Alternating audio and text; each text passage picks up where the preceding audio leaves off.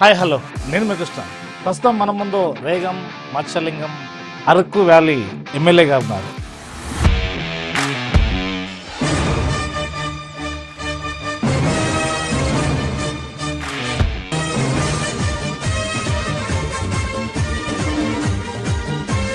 అసలు మీరు రాజకీయాలకు రావాల్సిన అవసరం ఏంది? మంచి గుడ్ జాబ్ ఉంది, రకరకాల వెసులుబాట్లు ఉంటాయి. గతంలో నేను చిన్నతనంలో చాలా ఇబ్బందులు ఎదుర్కొన్నాను సార్. సో ఇప్పుడు 2014 నుండి వైఎస్ఆర్సీపీ ఇక్కడ గెలుచుకుంటూ వస్తుంది. మతలబ్ ఏంది అసలు? రాజశేఖర రెడ్డి గారు ఎప్పుడైతే ఇందిరమ్మ గృహాలు అనేటటువంటిది ఇచ్చారో, అయితే 2014లో పరిస్థితి ఏంటంటే సార్, జగన్మోహన్ రెడ్డి గారు ఓడిపోవడానికి ప్రధానమైనటువంటి కారణం ఉంది. అనుభవం. రెండోది ఏంటంటే ఆయన పార్టీ పెట్టిండు, సోనియా గాంధీ లోపలేసింది. సర్వేశ్వరరావు గారిని పీపుల్స్ వాళ్ళు టార్గెట్ చేసి చంపడం గల కారణం ఏంటి అని చెప్పవుతారా? చేస్తూనే అక్కడక్కడ క్వారీలు కూడా వెలుకున్నట్టు 1 year అయిపోయిన తర్వాత ఒక సైకో పరిపాలన పోయింది. ఒక రెడ్ బుక్ పాలన అనుకుంటే రకరకాల కేసులు పెడుతున్నారు. పోలీస్ విభాగం ఏం చేస్తుంది అంటే పోలీస్ విభాగం మరి ఆ చిత్తశుద్ధితో పనిచేయాలి సార్. అంటే మరి మీరు కూడా అప్పుడు ఉన్నప్పుడు మీరు కూడా కక్ష సాధింపు చర్యలు చేశారు కదా. అరకు టూరిజం పై మీ యొక్క ప్రణాళిక ఏమైనా ఉందా? నా స్వయాన నా కొడుకు వెళ్ళి బొర గుహాలు నాకు పిల్లడు ఇప్పుడు ఇందా మీరు చూసినటువంటి 5 years కిడ్ వాడికి చూపించిన టికెట్ తీసుకుని పంపించారు. వాళ్ళు మోనార్కిజం అనేటటువంటిది ప్రదర్శిస్తా ఉంది. వైఎస్ జగన్మోహన్ రెడ్డి మోనార్క్ అంటే లేదు, కానీ ఇప్పుడు చంద్రబాబు మోనార్క్ అని తప్ప వాళ్ళు కూటమి ఉండి వాళ్ళ అందులో ఎవరు అర్థమవుతుందా సార్?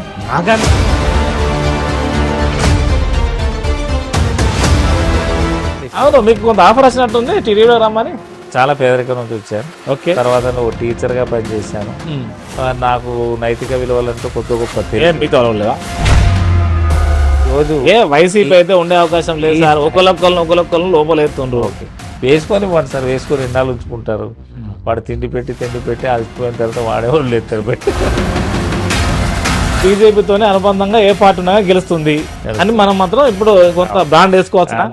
వాలంటీర్ వ్యవస్థ పట్టుకురావడం వల్ల అవును సార్, మాకు అసలు ఆదరణ అంటూ లేకపోయింది. అందుకే మేము పనిచేయలేకపోయినాము, అందుకే ఓటమి పాలైంది అంటే మీరు ఒప్పుకుంటారా? మరి ఆ విషయానికైతే ఒప్పుకోవాల్సినటువంటి అవసరం అయితే ఖచ్చితంగా ఉంటుంది సార్.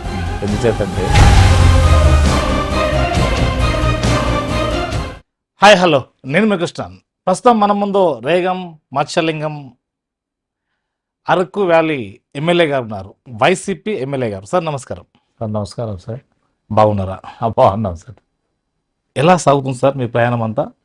ప్రయాణం అయితే బాగానే ఉంది సార్ ప్రస్తుతానికి. గతం కన్నా నేనైతే మెరుగ్గానే ఉన్నట్టే లెక్క. మీరు విపక్షంలో ఉన్నారు ఇప్పుడు. కోర్స్ అంటే నా స్థాయికి అయితే సార్ నేను ఇప్పుడు బెటర్గానే ఉన్నట్టు. ఎలా? ఎందుకంటే నేను ఒక టీచర్గా పనిచేసేవాడిని. ఓకే. నాకు రోజు తక్కువ జీతం వచ్చేది, 82,000 వచ్చేది. ఈ రోజు 1,75,000 రూపాయలు వస్తుంది. సో ఈరోజు ఎమ్మెల్యే అంటే అక్కడికే మీరే కాంప్రమైజ్ లైఫ్ చూసుకుంటున్నారా? అంటే నా కోసం కాంప్రమైజ్ అయితే సరే, ఇప్పుడు నాకైతే మెరుగ్గా ఉంది. ప్రజలకు కూడా మెరుగు ఉండాలి కదా. ప్రజలకు మెరుగు అంటే నా వల్ల ఏం జరుగుతుంది ఆ పని అయితే ఖచ్చితంగా చేసి పెడతాను. అసలు మీరు రాజకీయాలకు రావాల్సిన అవసరం ఏంది? మంచి గుడ్ జాబ్ ఉంది, రకరకాల వెసులుబాట్లు ఉంటాయి. ఎందుకు ఈ వైపు రావడం? గతంలో నేను చిన్నతనంలో చాలా ఇబ్బందులు ఎదుర్కొన్నాను సార్. ఎస్పెషల్ ఏంటంటే పొలిటికల్ అనేటటువంటిది ఇది ఒక మాస్టర్ కీ లాంటిది. అది రాజ్యాంగంలో రాసుకున్నారు. వెనుకబడిన వర్గాల వారు కూడా ఎప్పటికీ అంటూ ఉంటారు అక్కడ. అంటే కొన్ని కొటేషన్స్ కూడా ఉన్నాయి. అది అంటే లేదు సార్, అంటే మాకు ఈ ఏజెన్సీ ప్రాంతాల్లో 1967 నుంచి కూడా ఎలక్షన్స్ అయితే కానీ ఏజెన్సీలో జరుగుతున్నాయి. కానీ ఆ రోజు వరకు కూడాను పాడేరు కాన్స్టిట్యున్సీ మాకు ఉండేది. నాది ఉక్కుంపేట మండలం, కొంతిలి. జడ్పీటీసీ కూడా అక్కడ నుంచి అయ్యారు? అక్కడ నుంచి అయ్యాను సార్. అయితే నేను చిన్నతనం నుంచి కూడా మేము చూసేది ఏంటంటే ఈ అట్టడుగు వర్గాలు కొన్ని ఉన్నాయి మా దగ్గర. సుమారు ఒక 15 సామాజిక వర్గాలు ఉన్నాయి ఎస్టీలో. ఓకే.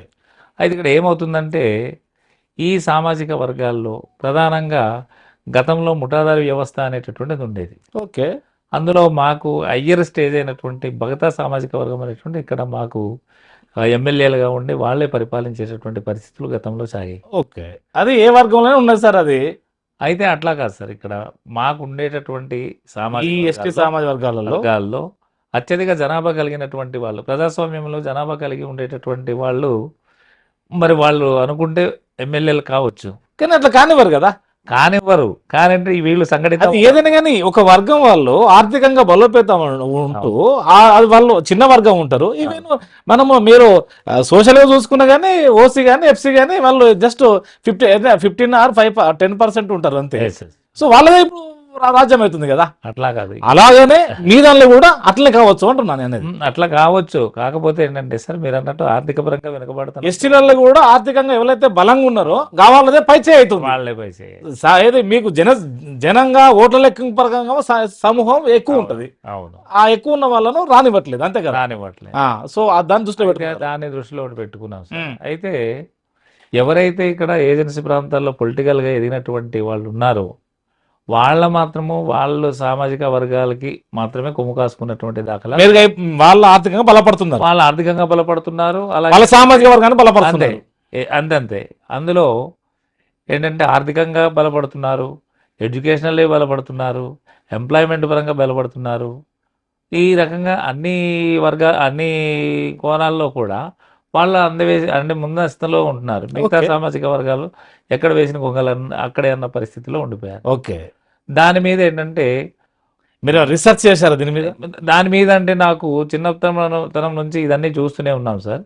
అది చూడడంతో దాని మీద ఏంటంటే ఏది ఏమైనా సరే మనలాంటి వాళ్ళు కొద్దిగా పాలిటిక్స్లోకి వెళ్తే కొంతైనా మన ద్వారా కొంత మార్పు అనేటటువంటి మన వర్గాలకైనా మనం చేసుకునే పరిస్థితి వస్తుందేమో అనేటటువంటి ఒక ఆలోచన నాకు. ఓకే, దాంతో ఏంటంటే పాలిటిక్స్లోకి వద్దాం అనేటటువంటి ఆలోచనతో అలా చేసి మొదటి నుండి మీకు ఉంది ఆలోచన అయితే ఇంప్రెషన్ అయితే ఉంది.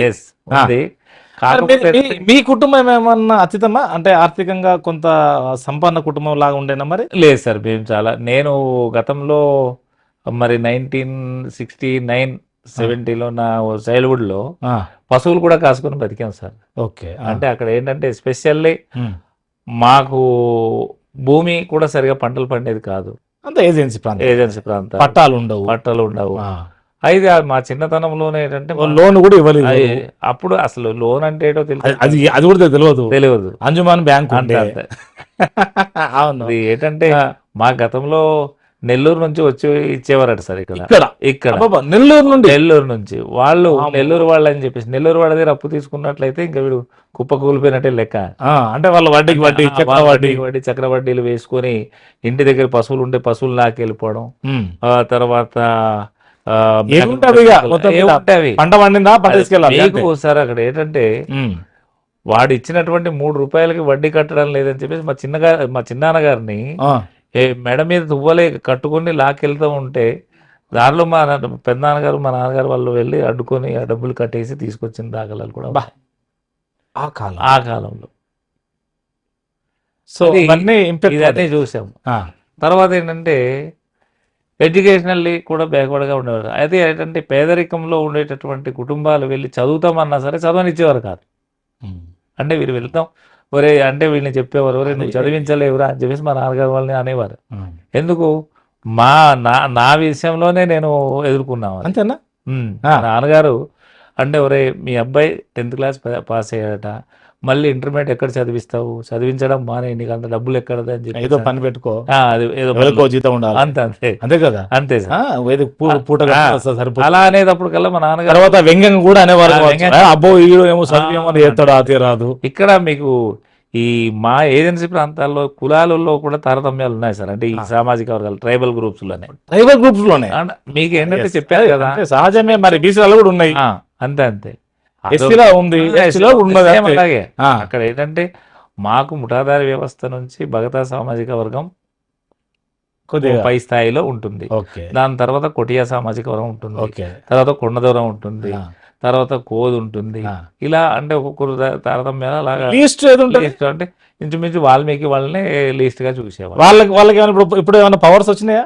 పవర్స్ ఈ రోజు ఇప్పుడు ఏదైతే ప్రజాస్వామ్యం వచ్చిందో అప్పటి నుంచి కూడా అందరూ వాళ్ళు ఎమ్మెల్యేలు అవుతున్నారు, వాళ్ళు జడ్పీటీసీలు అవుతున్నారు. వాళ్ళు ఎప్పుడైతే ఇది వచ్చిందో సార్ ఇంచుమించు ప్రజాస్వామ్యం అంటే ఇప్పుడు 1947 వచ్చింది, కానీ అది ఇక్కడ దగ్గర తీసుకురానివ్వలేదు కదా. అంతే ఇక్కడ మాకంతా కూడా ఇప్పుడు మన 2004 నుంచి కొంత ఆలోచన వచ్చింది. అది కూడా ఆ రోజు ఈ బాధలన్నీ చూసి 2004లో ఉక్కుంపేటలో సమ్మిడి రవిశంకర్ అనేటటువంటి ఓ కుర్రోడికి ఎమ్మెల్యే సపోర్ట్ చేశారు. నేను సపోర్ట్ చేసి కంటెస్ట్ చేయించాను సార్. ఓకే. చేస్తే పాపం ఆ కుర్రోడు తక్కువ ఓట్లతో లక్కీ రాజారావు గారి మీద ఓడిపోయాడు అనమాట.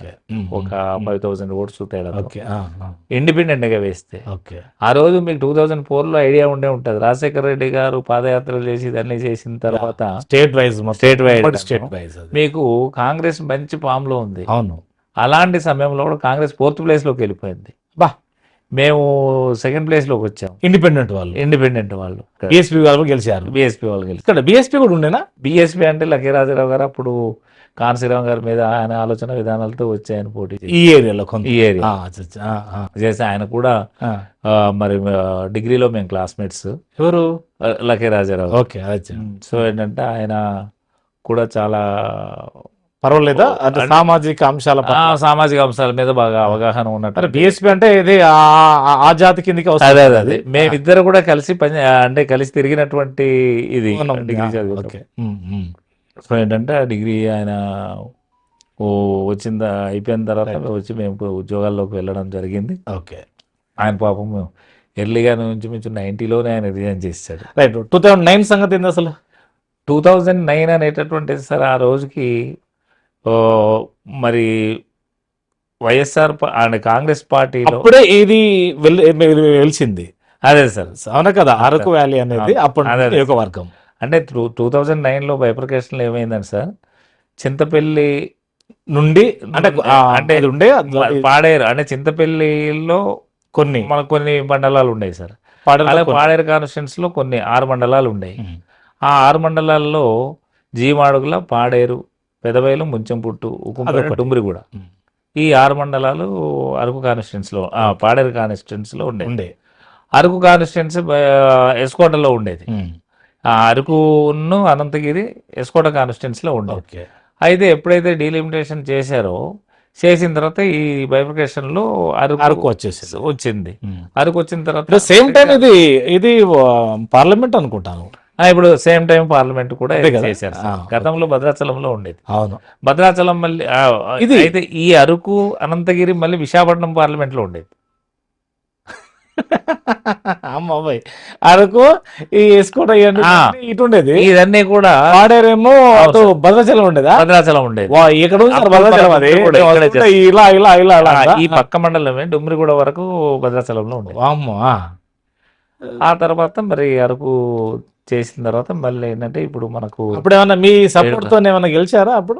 అప్పుడు 2009లో సార్ అసలు కొండల రామకృష్ణ గారిని అసలు నాకు కాంగ్రెస్ టికెట్ వస్తుందని ఆశించాము. మీరు ఎప్పుడు రాజీనామా చేశారు? నేను 2018లో ఇచ్చాను సార్. అదే అప్పటికి నేను టీచర్గా పనిచేస్తూనే ఉన్నా. కానీ టీచర్గా పనిచేస్తూ కూడా పాలిటిక్స్ లో ఇన్వాల్వ్ కేటాయించేది అంతే. ఏం లేదు, మన వాళ్ళు ఎవరైనా పోటీ చేస్తే వాళ్ళకి సపోర్ట్ చేసేది యూనియన్ మన టీచర్స్ యూనియన్ లో పనిచేయడం దీనివల్ల. సో 2009లో మనకు వస్తుందని ఎక్స్పెక్ట్ చేసాం. చేసిన తర్వాత రాలేదు. నిరుత్సాహం. ఆ రోజు అంటే నా బాధ ఏంటంటే మాది కొండదొర సామాజిక వర్గం. ఓకే. ఈ వర్గం వారు పొలిటికల్లో రావాలి. కానీ మేమేంటంటే సార్ వారు అంటే హైయెస్ట్ పాపులేషన్ ఉన్నటువంటి సబ్ కమ్యూనిటీ మాదే ఇక్కడ. అలాంటిది మాకు కనీసం ప్రియారిటీ ఇవ్వట్లేదు అని చెప్పి బీఎస్పీ ఇప్పుడు ఓట్లు మా సీట్లు కాన్సెప్ట్ లో. అయితే ఎప్పుడైతే అలా జరిగిందో నేను మరి ఖచ్చితంగా మాకు ఇవ్వాలి అని చెప్పేసి నేను అడగడం జరిగింది. కొండల రామకృష్ణ గారు ఏమన్నారంటే, మచిలింగ గారు అధిష్టానం ఏ చెప్తే అది మనం వినాలి అని చెప్పేసి అన్నారు. సార్ మీరు అధిష్టానం ఏ చెప్తే అది వినాలంటే 1967 నుంచి ఈ రోజు వరకు కూడా మేము సాకిరి చేసుకునే వచ్చాము. ఇదే వింటున్నాము. కానీ ఏ రోజు మాకు ప్రియారిటీ ఇచ్చినటువంటి దాఖలాలు లేవు.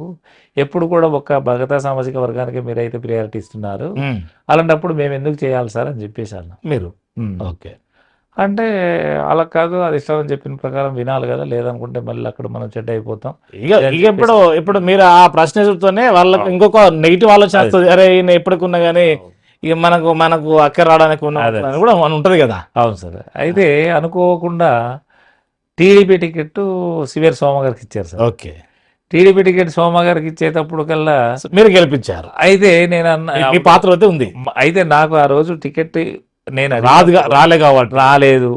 అందులో కొంతల రామకృష్ణ గారికి ఛాలెంజ్ కూడా చేశాను, దమ్ముంటే మీరు గెలిపించండి, ఎలా గెలిపిస్తారు మీరే ఛాలెంజ్ చేశారు కాంగ్రెస్ని ఎలా గెలిపిస్తారో గెలిపించండి, నేను టీడీపీని గెలిపించి చూపిస్తాను మీకు ఈసారి అని చెప్పేశాను. ఓకే. అప్పుడు మరి చనిపోయి లోకరం ఉన్నారు సిట్నాయుడు గారు, ఆయన ఒరే నువ్వు అంత మొండి వద్దా అని చెప్పేసి కూడా అన్నారు, అంత మొండిగా వెళ్ళక అని చెప్పేసి. తర్వాత సోమ గెలిచిన తర్వాత సార్ ఆ రోజు కాంతమ్మ గారు కాంగ్రెస్ నుంచి పోటీ చేశారు. ఆవిడ కూడా 2-3 సార్లు అడిగారు, అలక్క మచిలం గారు మీరు ఎంత డబ్బులు ఖర్చు పెట్టండి మీ డబ్బులు ఇచ్చేస్తానని చెప్పేసి. అంటే అమ్మ ఆ రోజు కొండదొరల సంక్షేమ సంఘం పెట్టిందే నేను, ఆ సంఘం తరపున వాడు ఏ పార్టీ అయినప్పటికీ నేను చేసి గెలిపించాల్సినటువంటి బాధ్యత నాకు ఉంది, కాబట్టి నేను ఎట్టి పరిస్థితుల్లో మీ కాంగ్రెస్కి అయితే నేను సపోర్ట్ చేయనమ్మా అని చెప్పేసాను.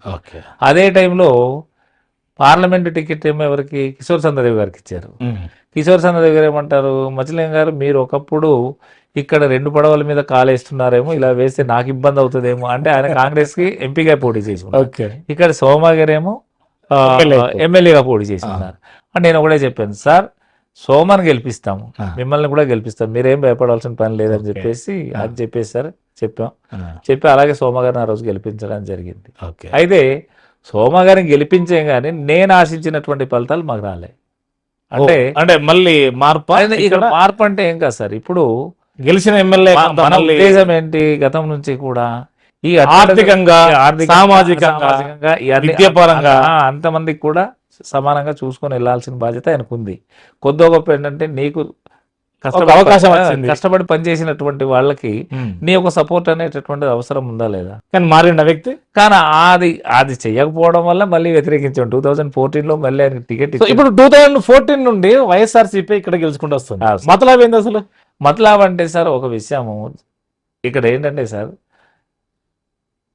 మన రాజశేఖర్ రెడ్డి గారు ఓకే హయాంలో, అంటే ఆయన రాజశేఖర్ రెడ్డి గారు రాకుండా ముందు మా ఆదివాసీ ప్రాంతాల్లో ఈ మారుమూల గ్రామాల్లో ఆర్థికంగా ఎవరు కూడా బలపడలేదు. ఓకే. అలాగే ఏంటంటే ఎవరు ఏ ఇల్లు చూసినా సరే మీకు ఓన్లీ ఫర్ ఏంటంటే గడ్డితో ఉండినటువంటి గుడిసెలు తప్ప ఎవరు కనీసం పెంకుతో ఉన్న ఇల్లు కూడా చాలా తక్కువగా ఉండేది. దాంతోపాటు రాజశేఖర్ రెడ్డి గారు ఎప్పుడైతే ఇందిరమ్మ గృహాలు అనేటటువంటిది ఇచ్చారో అప్పుడు కనీసం పెంకిటిల్లు పెంకుతో వేసుకున్నటువంటి రాతితో కట్టుకున్నటువంటి వాటికి అట్రాక్ట్ అయ్యారు, సిమెంట్ లిమిట్ లేదు మీరు ఎంత కట్టుకోండి అంతే డబ్బులు అయితే అంతే. అది సిమెంట్ తో కట్టుకునేటటువంటి గోడలతో కట్టుకున్నటువంటి ఇల్లు ఆ రోజు నిర్మించుకుని అంటే వెసులుబాటు వచ్చింది. కొంతమంది చాలా మంది కట్టుకున్నారు సార్. దాని ఇన్ఫాక్ట్ 2014 వైసీపీ అది అంతే. అది ఏంటంటే రాజశేఖర్ రెడ్డి గారి మీద బలమైనటువంటి ఒక నమ్మకం ఖచ్చితంగా. మరి అదే అట్లనే అంటే జగన్మోహన్ రెడ్డి కూడా అదే బాధ ఉన్నారా? అయితే జగన్మోహన్ రెడ్డి గారు కూడా చేయాల్సిందని చేశారు సార్. అయితే ఏంటంటే మొన్నటి ఎలక్షన్స్ లో అయితే మాత్రం చెప్తున్నాము, మొన్న కాదు 2014 లో కూడా ఏం జరిగిందో చెప్పండి, 2019 లో ఏం జరిగిందో చెప్పండి, అయితే 2024 లో ఏం జరిగిందో చెప్పండి. అయితే 2014 లో సార్ పార్టీ మొత్తం అది రాలేదు. అయితే అక్కడ 2000 తెలంగాణ ఆంధ్ర 2 వేరు అయినాయి. అయితే 2014 లో పరిస్థితి ఏంటంటే సార్, జగన్మోహన్ రెడ్డి గారు ఓడిపోవడానికి ప్రధానమైనటువంటి కారణం ఉంది. ఎందుచేతంటే ఆ రోజు మనకు బైఫర్కేషన్ అయింది. ఏంది స్టేట్స్ ఎప్పుడైతే డివైడ్ అయిందో ఈ జనాలందరూ కూడా పిచ్చి ఆలోచనతో జగన్మోహన్ రెడ్డి గారు జూనియర్ చిన్న పిల్లాడు, ఆయనకి ఏంటంటే పాలిటిక్స్ మీద అంత అవగాహన ఉండదు, స్టేట్ విడిపోయింది, ఆర్థికంగా స్టేట్ లో ఇబ్బంది పడుతున్నాము, అది సీనియర్ కాబట్టి అంటే ముందు ఆల్రెడీ మరి పనిచేసి ఉన్నాడు కాబట్టి ఆయన మనల్ని ఏదో ఊడబొస్తాడని చెప్పేసి ఆ రోజు మేమంతా కూడా సపోర్ట్ చేసినటువంటి 400 హామీలన్నీ చెప్పారు. అది వేరు విషయం అనుకుంటారు. జనాలంతా కూడా రకరకాలు ఆయన మీద ఆలోచన చేసి ఆ రోజు గెలిపించడం జరిగింది. అది అక్కడ జగన్మోహన్ రెడ్డి గారు ఓడిపోవడానికి కారణం. కానీ ఏంటంటే 2014కి ఆల్రెడీ మనకు 23 సీట్స్ ఎంతో వచ్చాయి. వచ్చేటప్పటికల్లా జనాలకు అందరూ కొంత ఆలోచన పునాన్ని వచ్చింది, ఎందుకంటే జగన్మోహన్ రెడ్డికి కొంత అనుభవం. రెండోది ఏంటంటే ఆయన పార్టీ పెట్టిండు, సోనియా గాంధీ లోపలేసింది, అదొకటి ఇవన్నీ కూడా ఇవన్నీ కూడా ఇవంతా మొత్తం తిరిగింది. సోనియా గాంధీని సేలం చేసుకొని ఈయన పెట్టడము, రకరకాలు. జైలుకి వెళ్ళినా సరే ఆయన దేనికి జరగకుండా అవును. నిలబడ్డం అనేటటువంటి ధైర్యవంతుడు అనేటటువంటి జనాలు జైలు నుంచి కూడా కొంతమంది టీచర్ అంటే ఎక్కువ టీచర్లను లేదంటే డాక్టర్లను ఎవరైతే అందరినీ. ఇంటరాక్టివ్ ప్రజలకు ఎక్కువ ఉంటారో వాళ్ళు అవును కాన్సన్ట్రేట్ చేసి నిలబెట్టిండు. నిలబెట్టే. ఓకే. సో ఆ రకంగా చేయడం దానివల్ల ఏంటంటే వాళ్ళ నాన్న మీద ఉండేటటువంటి నమ్మకాలు ఈయన మీద కూడా. అలాగంటే ఈ 104లు కానీ 108లు కానీ ఇది ఇవ్వడం, అలాగే ముఖ్యంగా. ఆరోగ్యశ్రీ అనేటటువంటిది ఇవ్వడం, అలాగే పిల్లలకి ఫీజు రియంబర్స్మెంట్ ఇవ్వడం, ఇదన్నీ కూడా కలిసి కాంగ్రెస్ వచ్చినటువంటి లో అంశాలు. వచ్చినాయి కాబట్టి అవన్నీ కాంగ్రెస్ ఇంప్లిమెంట్ అంటే చేస్తాడు. అది ఎస్పెషల్ ఏంటంటే ఆ, వైఎస్ రాజశేఖర రెడ్డి గారు పెట్టినటువంటి పథకాలు ఖచ్చితంగా కొడుకు కాబట్టి ఖచ్చితంగా అది అమలు పరుస్తాడు అనేటటువంటి నమ్మకాలు ప్రజలకు వచ్చినాయి. కలిగేసాయి. అందుకనే 2019లో బంపర్ మెజార్టీ బంపర్ మెజార్టీతో 151 సీట్లతో ఆయన గెలవడం జరిగింది, ముఖ్యమంత్రి కూడా అవ్వడం జరిగింది. ఓకే. అయితే ఆ అప్పుడు నమ్మకం మీరు రాజీనామా చేయలే అనుకుంటాను. లేదు సార్, అప్పుడు చేయలేదు. అప్పుడు చేయలేదు. చేయలేదు. మరి ఏంది అప్పుడు మీకు అవకాశం లేదా? అంటే అప్పటికి కూడా సార్ నేను ఫిబ్రవరి 18 సార్ 2014 నేను వెళ్ళి జగన్ గారు కలిశాను. కలిసిన తర్వాత ఢిల్లీలో వెళ్ళి కలిశాను. కలిసిన తర్వాత నాకు తెలంగాణ మిత్రులు మా టీచర్స్ యూనియన్కి సంబంధించిన వాళ్ళు కొంతమంది వెళ్ళి కలిసిన తర్వాత ఆ రోజు కూడా జగన్ గారికి అడిగాము, అన్న ఏం పరిస్థితి అని చెప్పేసి. అంటే మీకు ఆల్రెడీ మేము 2009 నుంచే వెతుకుతున్నాం, కానీ మీరు మాకు ట్రేస్ మొన్న 2004 ముందుగా అదే పార్టీ వైసీపీ పెట్టినప్పటి నుంచి మిమ్మల్ని చూసాం, కాకపోతే మీరు మాకు ట్రేస్ అవుట్ అవ్వలేదు. ఓకే. అయితే ఇక్కడ జరిగినటువంటిది ఏంటంటే కొంతాల రామకృష్ణ గారు సర్వేశ్వరరావు గారికి టికెట్ ఇస్తే నాకు టికెట్ ఇవ్వకపోయినా పర్వాలేదని చెప్పేసి అన్నారన్న. మరి నాన్నగారు చనిపోయిన తర్వాత కొంతాల రామకృష్ణ గారిని మా వెనకాల ఉండి మమ్మల్ని నడిపించారు కాబట్టి ఆ నమ్మకం మరి మనం ఇది అవ్వకూడదు, ఆ రోజు మాట ఇచ్చాం కాబట్టి సర్వేశ్వరరావు గారికి టికెట్ ఇస్తున్నాం అని చెప్పేసి అన్నారు సార్. రైట్. అనేటప్పుడు కల్లా ఇంకా నేను సైలెంట్ మీరు కూడా కొంత వీక్ అయ్యారు. వీక్ అయ్యాను. అంటే ఎలాగ మనకు ఇవ్వరు అని తెలిసిపోయింది, క్లియర్ కట్. తెలిసిపోయిన తర్వాత నెక్స్ట్ టైం ఏమైనా ఉంటే ఆలోచన చేద్దాం తప్పకుండా అని చెప్పేసి అన్నారు. ఓకే. అన్న తర్వాత సార్ ఈలోపు నేను సర్వేశ్వరరావు గారికి ఇచ్చారు. సర్వేశ్వరరావు గారికి అప్పుడు గెలిచిండు కూడా, పార్టీ కూడా వచ్చింది. అదే అంతే. అయితే పార్టీ కూడా వచ్చింది. అయితే సార్ ఇక్కడ ఏం జరిగింది, 2009ని బేస్ చేసుకుని మేము సోమా గారికి 2014 మళ్ళీ టీడీపీ వాళ్ళు టికెట్ ఇచ్చారు. అయితే మా సామాజిక వర్గానికి కాదు కదా, ఎవరికి కూడా సోమా గారు పెద్దగా ఆశించలేదు. అంటే ఒకటి ఆ రోజు గవర్నమెంట్ టీడీపీ లేకపోవడం అవ్వచ్చు, అంతే. కానీ ఇంకేదో అవ్వచ్చు, కానీ మాకైతే సరైనటువంటి ఆదరణ లేకుండా అయిపోయింది. ఓకే. మీరు పెట్టుకున్న వ్యక్తి మీకు న్యాయం చేయలేదు. అంటే అంతా మేము కాన్ఫిడెంట్ గా మన వ్యక్తి అంటూ మనకు ఉంటే మనకు ఏదో చేస్తారని చెప్పేసి నేను అనుకున్నా. ఓకే. కానీ ఆయన వల్ల ఉపయోగం కాలేదు. అంటే తర్వాత మీరు ఏదో రాజీనామా చేశారు 2018. అదే 2018లో చేశారు. అవును సార్. ఓకే. 2018లో చేశారు, జెడ్పీటీసీకి వెళ్ళారు, గెలిచారు. సర్వేశ్వరరావు గారు మరణము, వాళ్ళ కొడుకు గెలుపు, ఇవన్నీ జరిగింది కదా. అసలు ఇంకోటి, సర్వేశ్వరరావు గారిని పీపుల్స్ వాళ్ళు టార్గెట్ చేసి చంపడం గల కారణం ఏంది అని చెప్పగలుగుతారా? అయితే అక్కడ ఏం జరిగింది అనేటటువంటి తెలియదు సార్. అంటే వీళ్ళు ఏదన్నా కేవలం వాళ్ళ ఉనికిని కాపాడుకోవడానికైనా, లేదా సర్వేశ్వరరావు గారు ప్రజలకు మేలు చేయకపోవడం వలన, ఈ రెండు స్టాండ్స్. అయితే సార్ ఇక్కడ ఏంటంటే సర్వేశ్వరరావు గారు ప్రజలకి మేలు చేశారా కీడు చేశారా అనేటటువంటిది కాదు, కానీ ఆయన ఏంటంటే సార్ సర్వేశ్వరరావు గారి టైంలో మమ్మల్ని అంటే ఎవరిని కూడా చాలా ఫ్రెండ్లీగానే మాట్లాడతాడు, అన్ని కూడా చాలా చక్కగా ఉండేది పరిస్థితి. అయితే ఇంటర్నల్ గా వాళ్ళు ఏం తప్పులు చేశారు అన్నది నాకు తెలియదు. ఓకే. అంటే మీకు తెలిసి అఫ్కోర్స్. కాకపోతే ఏంటంటే వీళ్ళు సర్వేశ్వరరావు టైంలో విరివిగా రోడ్లు అన్ని ప్రాంతాలకి కూడా వేసేటటువంటి కార్యక్రమాలు చేశారు సార్. చేస్తూనే అక్కడక్కడ క్వారీలు కూడా వెళ్తున్నట్టు సమాచారం అయితే మాకు తెలుసు. అంటే ఆర్థికంగా కూడా కొంత బలపడాలని చాలా చేశారు. మళ్ళీ ఇంకొకదు, ఆయన ఆస్తులు ఎక్కడ ఉందో కూడా ఆయనకు తెలియనటువంటి పరిస్థితి. ఆయన చనిపోయి అది కాదండి, అప్పర్ క్యాస్ట్ వాడు ఎఫ్సీలు ఓసీలు దాదాపు 1000 కోట్లు అనుకుంటాను.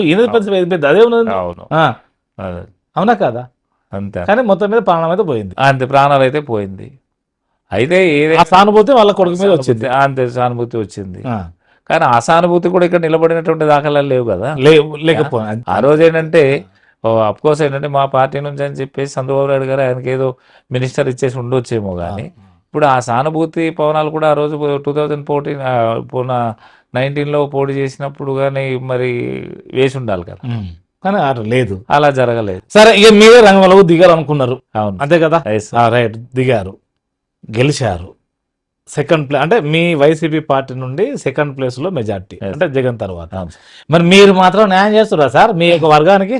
సార్ మా వర్గానికి అయితే నాకు ఒక విషయాన్ని చెప్తున్నాను సార్. ఆ, నాకు తోసిన కాడికి నా దగ్గర ఎవరు వచ్చినా సరే ఉమ్, వాళ్ళ దగ్గర 10 పైసలు ఆశించకుండా ఉమ్, నేను వాళ్ళకి చెప్పేది కూడా అదే. ఉమ్, నా దగ్గర నా వల్ల పని అవుతుంది, చిన్న పని అయినా సరే అవుతుంది అంటే వచ్చి చేయించుకోండి. ఓకే, మీ దగ్గర పావుల కూడా నాకు అవసరం లేదు. ఉమ్, అంతే తప్ప ఉమ్, ఇక్కడ ఉండేటటువంటి సామాన్య ప్రజలకి కావాల్సింది ఏం లేదు సార్.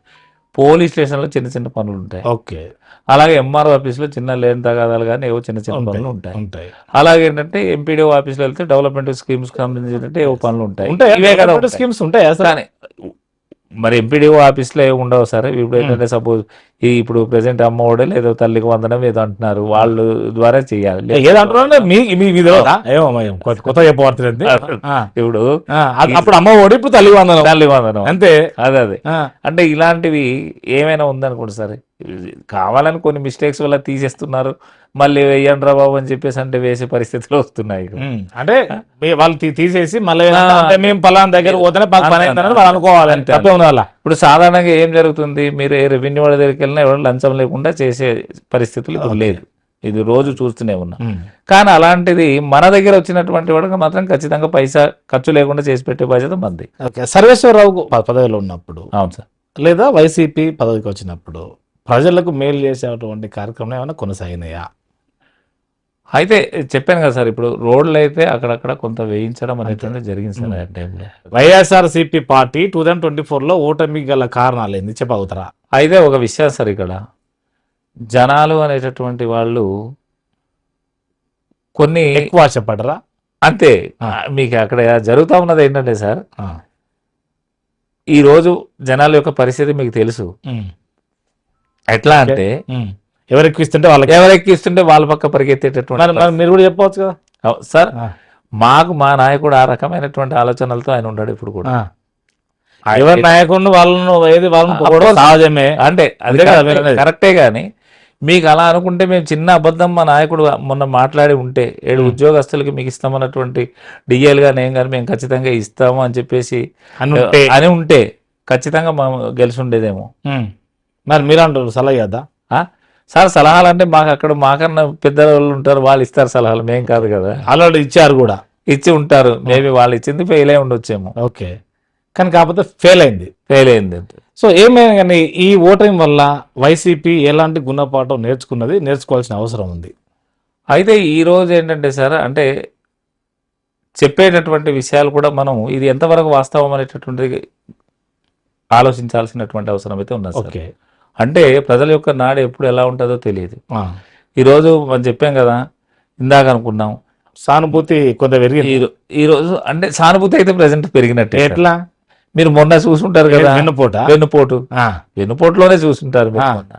వాళ్ళ ఉత్సవాలు పెట్టుకున్నారు కదా సార్. ఉత్సవాలు పెట్టుకున్నారంటే ఏ రకంగా ఉత్సవాలు పెట్టుకున్నారు? 1 year అయిపోయిన తర్వాత ఒక సైకో పరిపాలన పోయింది, ఒక ఏది అంటే ఒక పిచ్చి చేష్టలు పోయినాయి. ఇప్పుడు సుపరిపాలన, మంచి పరిపాలన అందిస్తున్నాము, కూటమి. మేము ఇంకేం కావాలి? ప్రజలకు అందరికీ అటు అన్న కాంటీ ఉన్నది, ఇటు ఏది మందుకు ఏది ధర తగ్గించినాము, ఏది అప్పుడు ఇంటింటికి రేషన్ కార్డు పోయేది, రేషన్ పోయేది, అట్లా కాదు ఇప్పుడు మళ్ళీ వాళ్ళు వచ్చి రేషన్ తీసుకోవాలి, ఇవన్నీ ఉన్నాయి కదా సార్. మేము ఒక రకంగా చెప్తా, ఇప్పుడు వీళ్ళు ఏంటంటే రెడ్ బుక్ పాలన అనుకుంటే రకరకాల కేసులు పెడుతున్నారు, అవునా కదా? వాళ్ళు తప్పు చేసారా లేదా అనేటటువంటి, అంటే దాన్ని సమర్థించుకోవడం అని కాదు, లేదా ఇంకోటని కాదు, కానీ ఇప్పుడు వాళ్ళ చేసేటటువంటి పరిపాలన ఏంటనేటటువంటిది కూడా ఆలోచించుకోవాల్సిన అవసరం ఉంది కదా. సపోజ్ మేము తప్పే చేసాం అనుకుంటాం, తప్పు చేసి ఉంటే మేము ఎంతవరకు తప్పు చేసాము, అసలు ఏ రకంగా చేసామని. కొంతమంది తప్పులు చేయనటువంటి వాళ్ళని కూడా తీసుకొచ్చి ఈ రోజు జైల్లో పెట్టించేటటువంటి ఆలోచన ఎవరు పెడుతున్నారు? ఎవరు? టీడీపీ వాళ్ళే చేస్తున్నారు. పోలీస్ విభాగం ఏం చేస్తుంది? అంటే పోలీస్ విభాగం మరి చిత్తశుద్ధితో పనిచేయాలి సార్. అంటే మరి మీరు కూడా అప్పుడు ఉన్నప్పుడు మీరు కూడా కక్ష సాధింపు చర్యలు చేశారు కదా. కక్ష సాధింపు చర్యలు చేసాం కాబట్టి ఒకప్పుడు మేము ఒకప్పుడు చేసి ఉంటే అది వీళ్ళు ఆలోచించుకోవాలి. ఒకప్పుడు వాళ్ళు తప్పు చేశారు అంటే కొన్ని సందర్భాల్లో ఎలా ఉంటుందంటే సార్, ఒకడు ఎవడో తప్పు చేశాడని చెప్పేసి ఆ తప్పును కక్ష సాధింపు చర్యలుగా చేసుకోవడం అది కరెక్ట్ కాదేమో అంటాను నేను. అవునా కదా? అవును, అది వాస్తవమే. అవును కానీ కాకపోతే ఇప్పుడున్నటువంటి సిచ్యువేషన్ లో రెడ్ బుక్ పనిచేస్తుందా లేకపోతే రాజ్యాంగం పనిచేస్తుందా? సార్ ఖచ్చితంగా ఈశ్వర్ అయితే కన్నా అది జరుగుతా ఉన్నట్టే లెక్క సార్. ఇప్పుడు రెడ్ బుక్ రెడ్ బుక్ జరుగుతుందా? జరుగుతుంది ఇక్కడ. మరి మీ పైన ఏమైనా కేసులు అయినాయా? మా పైన అయితే కేసులు అంటే సార్ మాకు ఇక్కడ ఏం కేసులు ఉంటాయి సార్? నేను మ్యాథ్స్ ఉద్యోగం చేసుకుని బయటకు వచ్చాను. నాకేమైనా ఇక్కడ కోట్ల ఆస్తులు సంపాదించుకున్నటువంటి దాఖలాలు లేవు. ఇప్పుడు ఆశ పుడుతుంది కావచ్చు, ఆశ పుట్టారా? ఎమ్మెల్యే కదా ఇప్పుడు, ఎట్లా ఉంటది కదా ఏదనుకోటి. ఆశ పుట్టినా సరే నేను ఆ పని చేయడానికి నేను ఇష్టపడను సార్. సరే, అది ఇంటర్నల్ ఇష్యూ అనుకోండి. సరే, ఎనీ హౌ ఇప్పుడు ప్రజలకు రేషన్ మళ్ళీ అంటే అప్పుడు తిరిగి ఇచ్చేవాళ్ళు ఇప్పుడు ఇంటికి ఇస్తున్నారు. దీని మీద మీ అభిప్రాయం?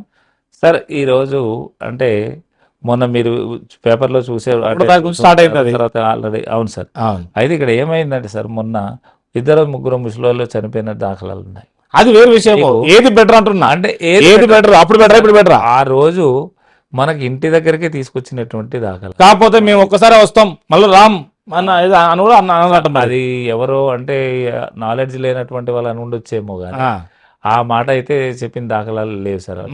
ఎందుకంటే వెహికల్ వేసుకుని వెళ్తున్నారు ఆ వీధిలోకి, వెళ్ళేటప్పుడు కల్లా కొంతమంది వాలంటీర్స్ ఉన్నప్పుడు అయితే మెసేజ్లు పెట్టారు. మేము కూడా పరిశీలిస్తున్నామండి దాదాపు. ఎందుకంటే ఇప్పుడు ఎవరైతే రేషన్ కి పోతారో వాళ్ళను మైకి పెట్టి అడిగితే వాళ్ళు క్లారిటీగా చెప్తున్నారు. నిన్న మొన్న మీరు మూటలు పట్టుకుని ఒక 2 లేడీస్ కూడా అంటే ఉన్నారు, వీడు ఎప్పుడు పోతాడా అని చెప్పేసి. సో అది వేరు విషయం, అది వేరు అనుకోండి. ఎట్లాగో ఇంకో 4 సంవత్సరాలు భరించవలసింది ఎవరైనా కానీ. అప్పుడు కూడా మీరు ఎత్తడానికి గ్యారంటీ కదా మరి?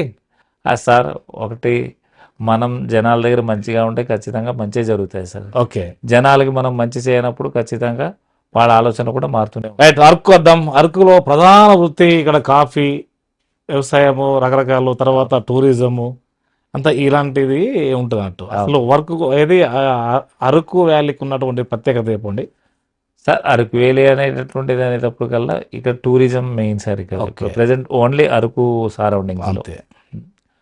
సో వాటి మీద టూరిజం అనేటటువంటిది జనాలు రావడం వెళ్ళడం అనేటటువంటిది జరుగుతూనే ఉంది. అది ఇప్పుడు కాదు, ఎప్పటి నుంచో ఉన్నది. ప్రధానంగా దాంతో పాటు అంటే ఇక్కడ ఉండేటటువంటి స్థానికంగా ఉండేటటువంటి వాళ్ళకి మాత్రం ఇప్పుడు ఆర్థికంగా బలపడడానికి మాత్రం కాఫీ అనేటటువంటి ప్రధానమైనటువంటి కాఫీ పంట సార్. అంతే. వ్యవసాయం కూడా అంత పెద్దగా తక్కువ ఉంటది లేదు. గతంలో మీకు ఏంటంటే అవిసెలు లేదా అనుకుంటే కందులు, ఇలా మీరు ఎట్లాంటి పంటలను చూశారు ఇక్కడ సార్? మీ కాలం నుండి? మా కాలం నుంచి ఇక్కడ ఏంటంటే సార్, సామలు, కొర్రలు, ఊదలు. ఎప్పుడన్నా మీరు కట్టిక పేదరికాన్ని అనుభవించిన సందర్భం ఉందా? అంటే తిండి లేకుండా. మేము 1969 to 75, 76 ఆ సీజన్ వరకు కూడా చాలా ఇబ్బందులు పడ్డాం సార్. అయితే ఆ రోజుల్లో మాకు ఫుడ్ కూడా సరిగా అందేది కాదు. అప్పుడే అందరికీ అందే పరిస్థితి. కానీ ఏంటంటే మేము చాలా డిఫరెంట్ గా ఇబ్బంది పడ్డాం సార్. అయితే ఆ రోజు ఏంటంటే ఎస్ఎన్పి స్టాక్ అని చెప్పేసి ఎంపీడీ ఆఫీస్ వాళ్ళు ఇచ్చేవారు. అప్పుడు ఈ పేదరికం అని కాకుండా అంటే కరువు కూడా విపరీతం వచ్చింది. అప్పుడు వేసినటువంటి పంటలు కూడా పండలేదు. ఎక్కడ వేసిన నారు అక్కడ నార్మల్లో ఉండిపోయినటువంటి దాకా వర్షాకాలం అలా ఇంచుమించు 2-3 years అది కంటిన్యూషన్ అది సాగింది. సాగేటప్పుడు మేము చాలా చిన్నపిల్లలు. అప్పుడు నేను జస్ట్ 2nd, 3rd సీజన్ లో ఉన్నాను, క్లాసెస్ లో ఉన్నాను. అయితే అప్పుడు మామిడి టెంకలతో అసలు అదే మామిడి టెంకలతో మామిడి టెంకల్లో లోన ఉండేటట్టు గుజ్జు అది ఆరవేసేవాడు. జీడి అంటారు కదా అప్పట్లో కొంతమంది, రకరకాల. అయితే ఆ ప్రాంతంలో ఒక పేరు ఉంటుంది. ఆ టెంకలోనే ఉండేటువంటి గుజ్జు తీసుకొచ్చి దంచేవాళ్ళు సార్. ఓకే, దంచే ఆ దంచినటువంటి గుజ్జునేమో దాని నుంచి వగరుగా ఉండేది అది. అవును, అది ఏం తినడానికి అవ్వదు. దాన్ని ఏం చేసేవాళ్ళు అంటే ఈ జాలిలో పెట్టి మన పొలాల మీద ఉండేటటువంటి అప్పిసాల గట్టు ఉంటుంది కదా, గట్లు ఉంటాయి, ఆ గట్లకు అప్పిసం కొట్టేవారు. నీళ్లు గడ్డి కొడతాం చూసారా, గడ్డి. ఆ గండి దగ్గర అరటి బోధుల అంటే అరటి చెట్టు నరికినట్లయితే అక్కడ మట్ట లాంటిది వస్తుంది కదా, దాన్ని వాటర్ కి పెట్టేవాళ్ళు. వాటర్ కి పెట్టిన తర్వాత ఆ వాటర్ ఫ్లో అవుతూ ఈ జల్లెడ మీద పడేది. ఆ జల్లెడలో ఉన్నటువంటి ఆ గుజ్జు మొత్తం కడిగేది అనమాట. అది ఒక రాత్రి అంతా అక్కడే ఉంచేసేవారు, పొలంలో ఉంచేసేవారు. తెల్లారిన వెంటనే అది తీసుకొచ్చి ఉమ్. అప్పటికప్పుడు తినాలి అనుకుంటే ఆ. మనము బోదరాళ్ళు అని చెప్పేసి బోదరాయి అని చెప్పేసి కారం నూరుకునే అప్పుడు రాయి మీద అంటే ఊరేసి కొంతకాలమో ఇది కూడా ఉండే మరి అది ఇక్కడ లేదు కదా. అప్పుడు లేదు, ఆ. రుబ్బుకోవడం అదే రోల్ ఉండే అది. రోళ్ళు. అవును. కానీ ఇప్పుడు అది లేదు. ఆ. అంటే ఇప్పుడు ఏంటంటే ఆ రాయి మీద నూరేసి కారము ఉప్పేసి దాన్ని రొట్టెలు కాల్చుకుని రా అంతా రా ఆ. అలాగే తినేవాడు. ఆ. ఓకే. అలాగే అది అంబలి చేసుకోవాలనుకున్నప్పుడు ఆ.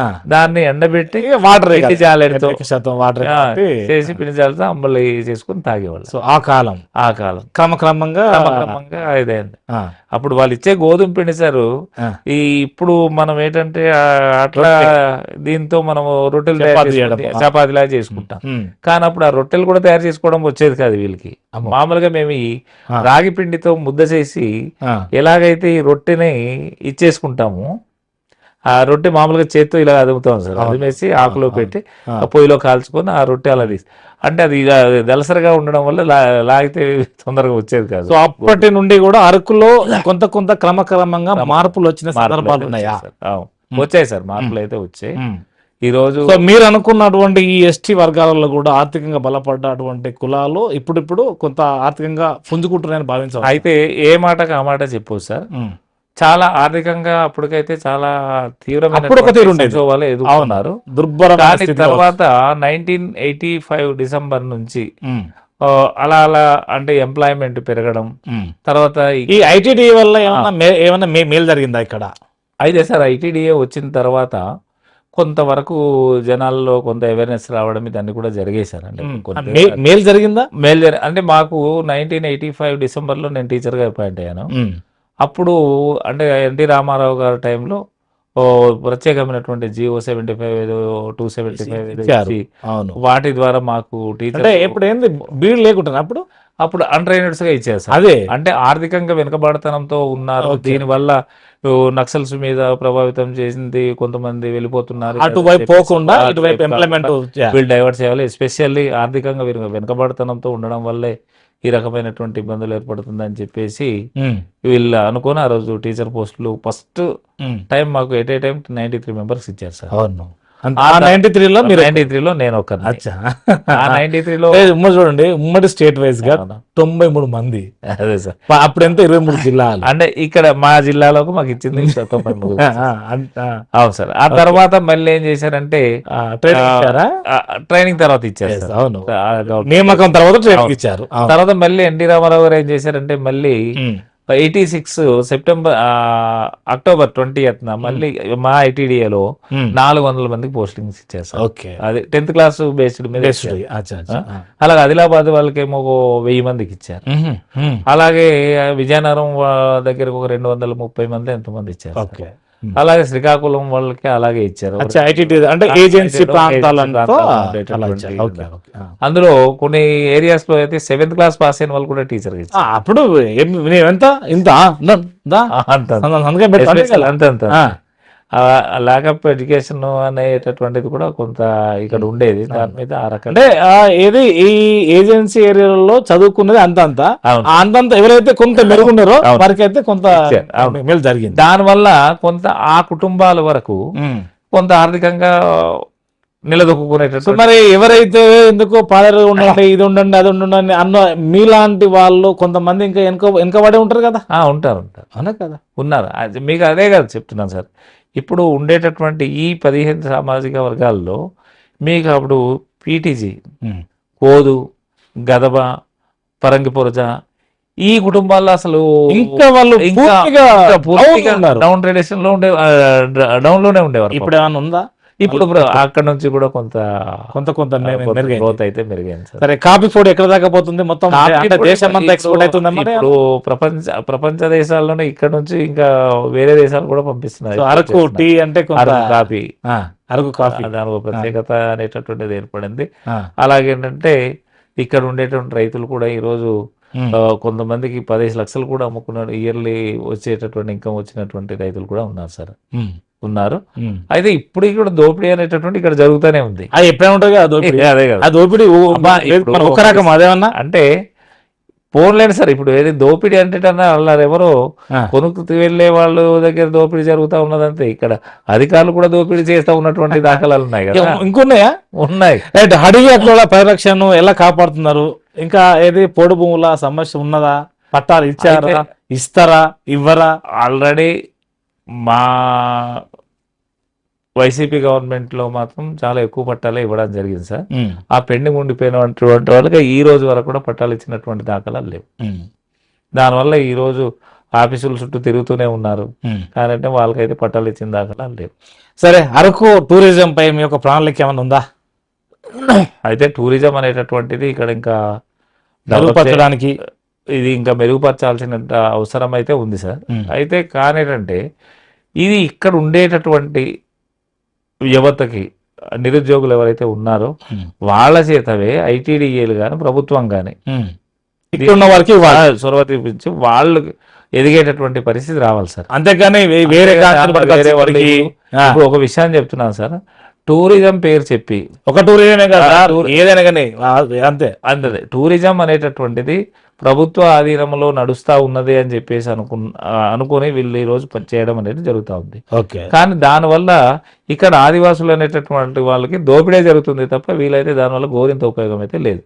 అంటే వేరే వాళ్ళు వచ్చి ఏంటంటే టూరిజం మాది, ఈ ప్రాంతం మాది, ఈ చూపించవలసినటువంటి అంటే జనాలకు చూపించవలసినంత అంటే ఇక్కడేమో కష్టం మాది, ఫలితమేమో వారిదిలాగా ఉంది. ఈ రోజు ఏంటంటే ఉన్నతమైనటువంటి పదవులంతా కూడా వాళ్ళు ఎవరో చేస్తున్నారు. ఇక్కడ ఏంటంటే గేట్ దగ్గర కీపర్స్, లేదంటే గైడ్లు, లేదనుకుంటే అక్కడ ఉండే చట్టం ఇక్కడ చట్టం తన పని తాను చేసుకోపోతలేదా చెప్తున్నాం కదా సార్. ఇప్పుడు ఏంటంటే వడ్డించేవాడు మనవడైతే కదా, అది బాగానే ఉన్నది. అది ఇప్పుడే కాదు, అది ఏది మీరు రాజ్యాంగం రాసిన కాంచె అది అంటే ఆ రకంగా ఇక్కడ ఏంటంటే ఇక్కడ న్యాయం జరగాల్సింది ఇక్కడ ఉండేటటువంటి. నేనేమంటున్నా సార్, ఇక్కడ ప్రతి దానిలో ఒక చట్టం అనేది ఉంటుంది మనకి. అది ఏదైనా కానీ ఒక సెక్టర్, అది బ్యాంకా లేకపోతే ఏదో ఒకటి ఒక గవర్నమెంట్ నుంచి వచ్చేటటువంటిది, లేకపోతే ప్రైవేట్ ద్వారా వచ్చేటువంటిది, లేకపోతే ఆయా కార్పొరేషన్ ద్వారా వచ్చేటువంటిది, లోకల్ వాళ్ళకే 80-85% ఉంటుంది కదా. సో దాన్ని ఎక్కడ అమలు పరచలేదు. అది లేదు సార్. మరి అది అమలుపరచాలని ప్రభుత్వానికి లేదా, లేకపోతే ఎమ్మెల్యేకి లేదా, లేకపోతే ఎవరికి లేదు? ఇది ఈ రోజు చిన్న అనుభవం చెప్పండి. ఇది నా ప్రాంతం. ఓకే, నేను వెళ్ళి చూడాలి అనుకున్నప్పుడు, లేదనుకుంటే నా పిల్లవాడో, లేదనుకుంటే మా కొలీగ్సో, లేదనుకుంటే ఎవరు ఇక్కడ వాళ్ళు వెళ్ళి చూడాలనుకున్నప్పుడు దానికి ఫీజు అవసరమా? దానికి ఫీజు అవసరమా? ఓకే, దానికి గేట్ పాస్ అవసరమా? లేదనుకుంటే టికెట్ అవసరమా? నా స్వయాన నా కొడుకు వెళ్ళి బొర గుహాలు, నాకు పిల్లడు ఇప్పుడు ఇందాక మీకు చూసినటువంటి 2 years 5 years కిడ్, వాడికి చూపించిన టికెట్ తీసుకుని పంపించారు వాళ్ళు. అది కలెక్టర్ దృష్టికి చెప్పాం, జేసీ గారు కూడా చెప్పారు, ఇది కరెక్ట్ కాదండి అని చెప్పేసి. ఎందుకంటే ఒక ఎమ్మెల్యే కొడుకుకి అంటే వాళ్ళు ఇది చేయడం లేదంటే సామాన్య ప్రజలు వెళ్తే వాళ్ళు చూపిస్తారా? సామాన్య ఇంకెక్కడిది అదే కదా. మరి పోనీ మీ అయంలో దీన్ని ఏమన్నా అంటే ఇంకోటి గైడ్ లైన్స్ మీరు ఫాలో అయితే తప్పకుండా మీకు లోకల్లో ఉన్న వాళ్ళకు సమస్య క్లియర్ అవుతుంది. మరి అవును, అదేమన్నా ఫాలో అవుతారా? అది మేము ఖచ్చితంగా, అది ఆల్రెడీ మేము కలెక్టర్ వీళ్ళతో చర్చించేది ఏముండదు. కలెక్టర్ గారు అంతా ఇప్పుడు మొక్కుడు అంతా వాళ్ళు కూడా మొక్కుడు పని అయిపోతుంది కదా. అంటే ఎందుకు ఇట్లా అసలు ఇంకోటి ఉద్యోగస్తులు లాగా బ్యూరోక్రాట్స్ ఎందుకు ఇట్లా వంగుతున్నారు అనుకోవచ్చు. అది మరి ఏమో సార్, అంటే ఇప్పుడు ప్రస్తుతం ఉన్నటువంటి ప్రభుత్వ విధానాలు ఏంటో కూడా మాకు అర్థం అయినట్టు దాఖలాలు లేవు. ఎందుకు అంటే వాళ్ళు మోనార్కిజం అనేటటువంటిది ప్రదర్శిస్తా ఉంది. వైఎస్ జగన్మోహన్ రెడ్డి మోనార్క్ అంటే లేదు, కానీ ఇప్పుడు ఏది చంద్రబాబు మోనార్క్ అంటే తప్ప వాళ్ళు కూటమి ఉండి వాళ్ళ అందులో ఎవరు అర్థమవుతుందా సార్? నాకని కాదు, జనాలకు అనుకోనే కదా వాళ్ళు ఓట్లేశారు. అట్లా కాదు, మీరు ఒక్కసారి ఆలోచించండి. మేము సార్ డిక్టేటర్షిప్, అది ఒక విషయం చెప్తా, డిక్టేటర్షిప్ అవునా కాదా? మీకు వైఎస్ఆర్ రాజశేఖర్ రెడ్డి గారు అవ్వచ్చు, లేదా జగన్మోహన్ రెడ్డి గారు అవ్వచ్చు, వీళ్ళంతా కూడా అంటే కొద్ది గొప్ప స్వామ్యం అనేటటువంటిది అందులో పనిచేసే లీడర్స్ ఉన్నాయి సార్. ఓకే, ఇది అంటే అవతల అర్థించుకోవద్దా? కానీ ఏంటంటే మీకు అట్లా కాదు, నాకు ఇక్కడ ఇక్కడ చట్టాలని కాపాడుకోవాలని మేము ఒక పక్క ఆతృతగా మేము వెళ్తుంటే ఆ, ఆ చట్టాలని తుంగలో తొక్కేదాం అనుకుని వస్తూ ఉన్నటువంటి నాయకులు, ఆ కూటమి ప్రభుత్వానికి సంబంధించినటువంటి నాయకులు కొంతమంది ఉన్నారు ఇక్కడ. ఓకే. ఆ? ఇక్కడ అయినా వాళ్ళది ఏం సాగదు కదా ఇక్కడిగా. ఇప్పుడు మీరే కదా ఎమ్మెల్యే, ఇప్పుడు అఫ్ కోర్స్ నేను ఎమ్మెల్యే అయినప్పుడు కూడా నన్ను ఇగ్నోర్ మీరేం సాధిస్తలేరా? అట్లా ఎందుకు సాధించలేం కానీ ఆహా. కానీ వాళ్ళలాగా మేము ఓ, ఇది అంటే చేయాలనేది లేదు, వాళ్ళు ఏమైనా టార్గెట్ పెడుతున్నారా, మీరు ఎక్కడ దొరుకుతారు ఏంటి ఆ, ఏం కథ అనేది, ఇట్లాంటిది ఏమైనా ఇది ఉందా? ఒక విషయం మనం అంటే నేను చెప్తున్నానంటే నేను ఏదో నిజాయితీ పరుడు ఇదని కాదు చెప్పను కానీ కానీ అయితే నాకున్నంతలో నా స్థాయిని నేనైతే కోల్పోవడానికి నేను ఏ కోర్స్ అని కూడా అవును, మీకు కొంత ఆఫర్ వచ్చినట్టుంది టీడీలో రమ్మని. ఆల్రెడీ చెప్పారు.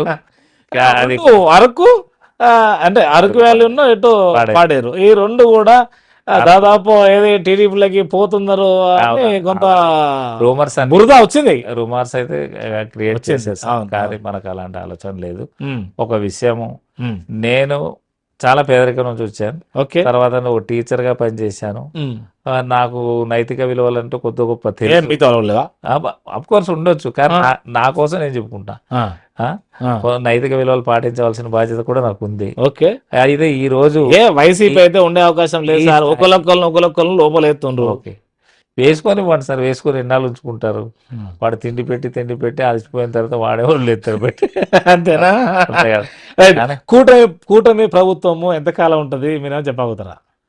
సార్ వాళ్ళు ఎలాగా ఈరోజు అత్యధిక మెజారిటీ ఓట్లతో గెలుస్తున్నారు. ఈ రోజు ఏంటంటే వారు సీట్లు కూడా గట్టిగానే ఉన్నది కాబట్టి ఇక ఇలాగ అంటే సీట్లు ఇంకోటి సీట్లు గట్టిగా రావడానికి ఏమన్నా ఏదన్నా మతలా ఉందని మీరు అంటున్నారా?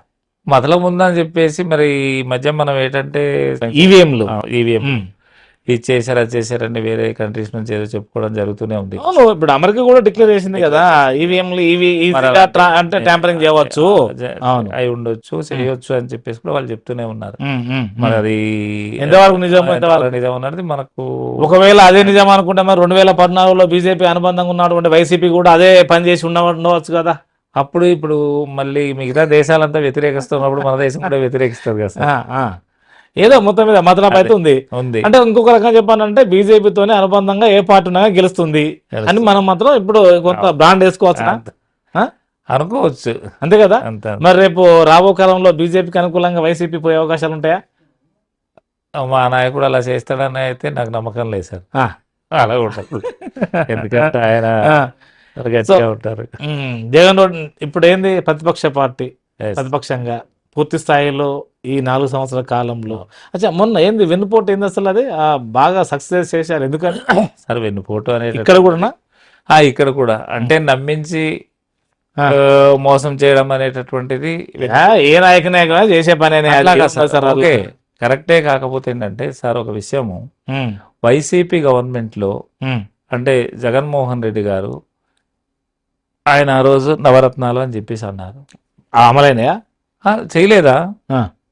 చేయలేదు. విడతల వారిగా విడతల వారికి అఫ్ కోర్స్ ఎలా చేసినప్పుడు కూడా అందించాల్సినటువంటి పథకాలు ఇస్తామన్న దానికన్నా ఎక్కువే అందించడం జరిగింది. ఓకే, అవునా కదా? ఎందుకు ఓడిపోయారండి సార్? ఎందుకు ఓడిపోయారు? అదే చెప్తున్నాం సార్. ఈ రోజు ఏంటంటే జనాల్ని నమ్ముకొని నాయకుడు మోసపోయాడు కానీ జనాలు మోసపోలేదు. అంటే జనాల్ని నాయకుడు నమ్మాడు కానీ నమ్మి నాయకుడు మోసపోయాడు. ఓకే, ఈ రోజు అప్పట్లోనేమో జనాలు మోసపోయేవారు. అయితే ఈ రోజు ఆ రకంగా జరిగింది మాకైతే. అంతేనా? మొన్న అట్లా చెప్పవచ్చా? స్థానిక సంస్థల లీడర్లను పట్టించుకోకపోవడం వల్ల, వాలంటీర్ వ్యవస్థ పట్టుకురావడం వల్ల అవును సార్ మాకు అసలు ఆదరణ అంటూ లేకపోయింది, అందుకే మేము పనిచేయలేకపోయినాము, అందుకే ఓటమి పాలైంది అంటే మీరు ఒప్పుకుంటారా? మరి ఆ విషయానికి అయితే ఒప్పుకోవాల్సినటువంటి అవసరం అయితే ఖచ్చితంగా ఉంటుంది సార్. ఎందుచేతంటే జగన్ గారు కొంత ఈ వైపు కొంత బాగుండేది, ఉంటే బాగుండేది సార్. జస్ట్ ఒక సంతకం అన్న కానీ స్థానిక సంస్థ లీడర్లు ఉంటే బాగుండేది. అయితే డైరెక్ట్ గా వాలంటీర్ పోయి మీకు ఏ సమస్య వల్ల, ఎందుకంటే అందులో కూడా నేను కూడా ఒక బాధితున్నానా? బాధుడే. ఎందుకంటే మరి ఒక జడ్పీటీసీగా ఉండి కానీ ఏం కానీ మాకు ఎటువంటి ఇది సరే. ఒక జడ్పీటీసీగా అయి ఉండి ఒక ఎమ్మెల్యేగా అయ్యారు కదా, ఎలా ఫీల్ అయ్యారు మీరు? సార్ నాకు ఇది ఒక అద్భుతమైనటువంటి అవకాశంగానే భావించాను సార్. మీకు అవకాశం Yes. ఇప్పుడు కూడా అంటున్నాను, మీకు ఇది అద్భుతమైన అవకాశం. ఎందుకంటే ఇప్పుడు ఎమ్మెల్యే సార్ జడ్పీ 5 సంవత్సరాలు మీరు ఆడింది ఆట పాడింది పాట, కానీ ఇదే ఆట పాట మీ వర్గాలకు కూడా న్యాయం జరగాలి కదా అంటున్నాను నేను. అది వాళ్ళకి తెలుసు సార్ ఇక్కడ పరిస్థితి, అంటే ఇక్కడ ఏం జరుగుతుంది అనేటటువంటిది వాళ్ళకి తెలిసిందే.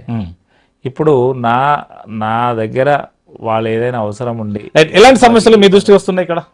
మాకు సాధారణంగా ఇది లోకల్ సమస్యలు అంటే ఇదే సార్, ల్యాండ్ డిస్ప్యూట్స్ ఇలా చిన్న చిన్న వస్తున్నాయి. ఎట్లా మరి వాళ్ళకు రిప్రజెంటేషన్ ద్వారా మీరు ఏమైనా వాళ్ళకి రసీదు కానీ ఏమైనా ఇచ్చుకుంటూ ఆన్సరబుల్ గా ఉంటున్నారా? మరి అదేముండదు సార్, జవాబుదారీ ఉంటున్నారా? డైరెక్ట్ గాను వాళ్ళు అడిగిన వెంటనే కన్సర్న్ ఆఫీసరా లేదా కన్సర్న్ ఎంఆర్ఓనా కన్సర్న్ ఎస్ఐనా ఫోన్ చేసి సమస్య పరిష్కారం దొరుకుతుందా? ఖచ్చితంగా దొరుకుతుంది. యాజ్ ఎమ్మెల్యేగా మీకున్న పవర్స్ ఏంటి అసలు? ఏజ్ ఎమ్మెల్యేగా అంటే ఒకటి సార్, అవతల వాళ్ళతో అంటే నాకు పవర్స్ ఉందో లేదో నాకు తెలియదు, కానీ నేను అవతల వాడిని కన్వీనియన్స్ చేసి ఇది ఈయన సమస్య, దీనికి పరిష్కారం అంటే వాళ్ళు ఏ రకంగా చేయాలో వాళ్ళు చేసి పంపించడం జరుగుతాం. ఏదైనా ప్రతిపక్ష ఎమ్మెల్యే అని ఇట్లా ఏమన్నా దూరం పెట్టే అవకాశాలు ఉన్నాయా? అలాంటివి లేదండి ప్రస్తుతానికైతే. ప్రోటోకాల్ బరాబర్ ఉంటుందని భావించవచ్చు. ప్రోటోకాల్ అనేటటువంటి కొన్ని సందర్భాలు ఇగ్నోర్ అవుతూనే ఉంది, కానీ దాన్ని నేనేది పట్టించు. సూపర్ 6 సంగతి ఏంది అసలు? వస్తాయా రావా? వస్తున్నాయి. సూపర్ 6 అనేటటువంటి చూసారు కదా సార్ ఒకసారి మీరంతా కూడా. సూపర్ 6 అన్నారు. ఓకే, సూపర్ 6 లో మరి మొన్న తల్లికి వందనం ఒకటి ఇచ్చినట్టున్నారు. ఏడా ఇంకా ఇయ్యలే కదా? అదే ఇప్పుడు 12వ తారీఖు అంటున్నారు కదా, మరి ఇంకో 2 రోజుల తర్వాత తల్లికి వందనం ఇచ్చేదాకా వేచి చూడాలి. ఆగస్ట్ 15 అది బస్సు అదే అన్నారు, బస్సు అన్నారు, తుస్సు అయిపోయిందా బస్సు. అది మరి యువతకు 20 లక్షల లేకపోతే 3,000 రూపాయల 3,000 రూపాయలు అన్నారు కదా. గ్యాస్ అన్నారు, ఇంకేదో గ్యాస్ లేదు. రైతులకు 20,000 రూపాయలు. ఎంత? 20,000. మరి ఇచ్చిండ్రు అదేమన్నా? ఏమీ లేదు. అదే మరి ఎట్లా మరి మీరు అడగరా సార్? అడుగుతూనే ఉన్నాం, మా నాయకుడు ఏం అడుగుతారు సార్ మీరు అసలు? కనీసానికి ఏది మన అసెంబ్లీలో కూడా ఏం మారుతారట, నిజమేనా సార్? అసెంబ్లీలో అంటే మా నాయకుడు చెప్పింది మేము మా పార్టీకి ఉండేటట్టు కట్టుబడి. అంటే ఇప్పుడు అసెంబ్లీలో మీ నాయకుడు పోకుండా పోరా సరే?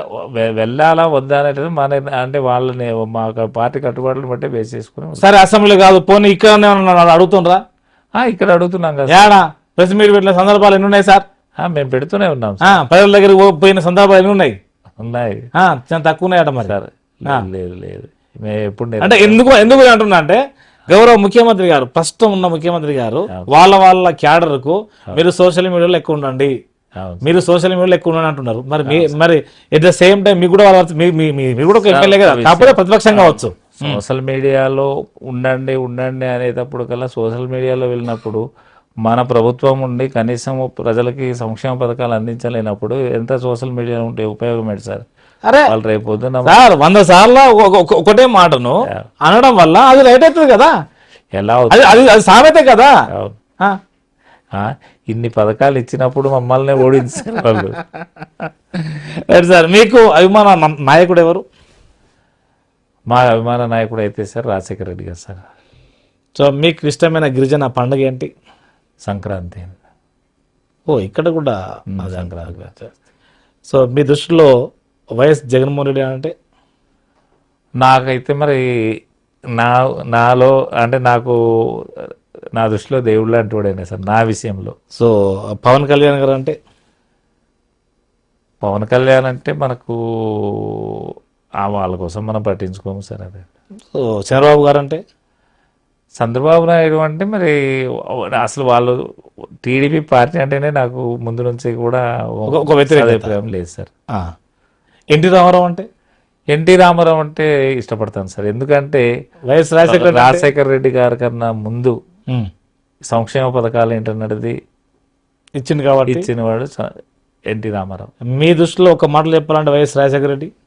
వైఎస్ఆర్ రాజశేఖర రెడ్డి అంటే మా ఏజెన్సీ ప్రాంతానికి అయితే అది ఆయన మరి మర్చిపోలేనటువంటి నాయకుడు దేవుడు లాంటి మనిషి. రైట్. రాహుల్ గాంధీ అంటే మీ దృష్టిలో?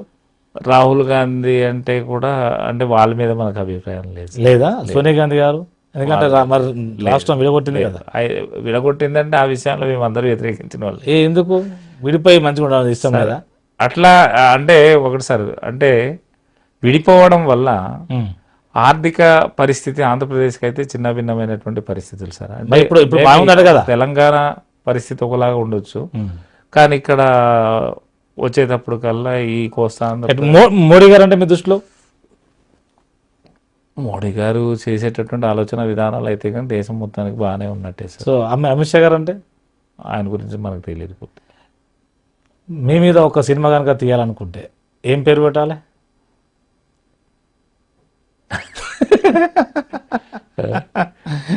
సినిమా తీసే ఆలోచన లేదు కదా. తీయాలనుకుంటున్నా అనేది. చివరిగా అరకు ప్రజలకు మీరు మీరు మీరు పేరు చెప్పండి, ఏం పేరు పెడితే బాగుంటుంది? దేనికి సార్? మీ మీద సినిమా తీస్తే సినిమా తీయట్లేదు.